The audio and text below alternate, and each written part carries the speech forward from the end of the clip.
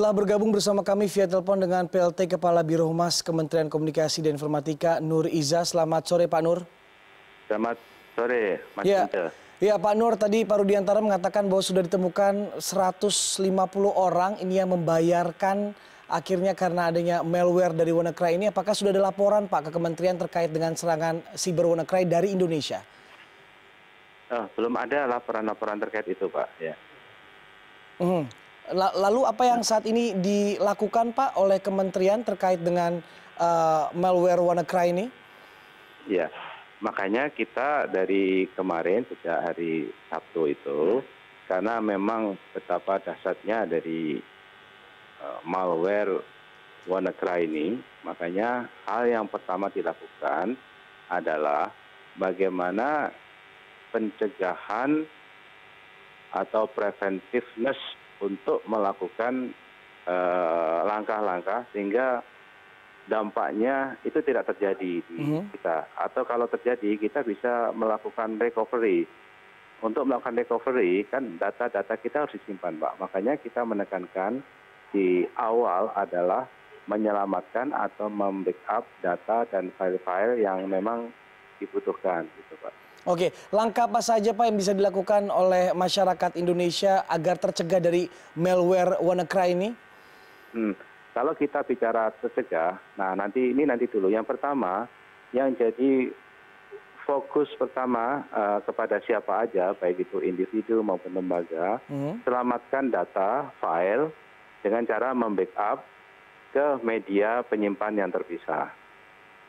Setelah disimpan media terpisah, nanti dicabut gitu ya. Kemudian komputer boleh terhubung ke internet. Gitu. Jadi pada saat menyimpan sebaiknya komputer tidak terhubung ke internet, kemudian dihubungi ke internet untuk melakukan updating dan sebagainya. Untuk updating kalau lebih secure lagi, tidak terhubung ke internet malah lebih bagus, asal punya file-file yang bisa dilakukan untuk updating gitu.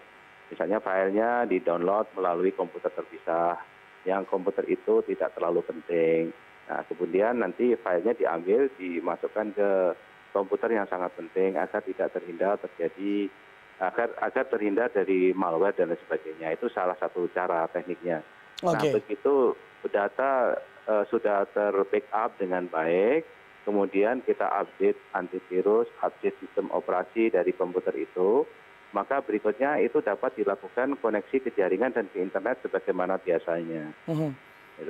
Oke, apakah sosialisasi ini sudah diberikan kepada seluruh lembaga yang ada di tanah air? Karena jangan sampai seperti misalnya tadi kasus yang ada di Brebes bahwa mereka ketakutan, akhirnya mereka tidak bisa melayani untuk pembuatan ataupun juga aktivasi dari kartu KTP elektronik gitu Pak.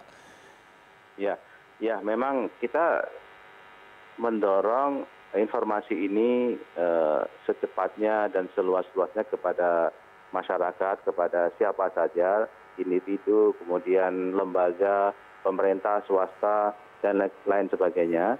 Informasi ini agar bisa terdeliver dengan baik. Makanya kita menggunakan komunikasi berbagai macam kanal. Kita hari Sabtu membuat siaran pers, kemudian hari Sabtu bikin siaran pers, kemudian hari Minggu kita bikin konferensi pers, dengan harapan siapa aja itu aware.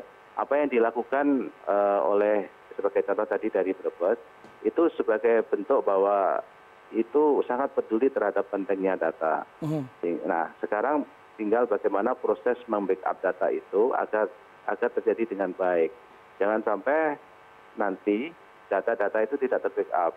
Kita khawatir kalau terjadi serangan, data-data itu tidak bisa dipulihkan lagi.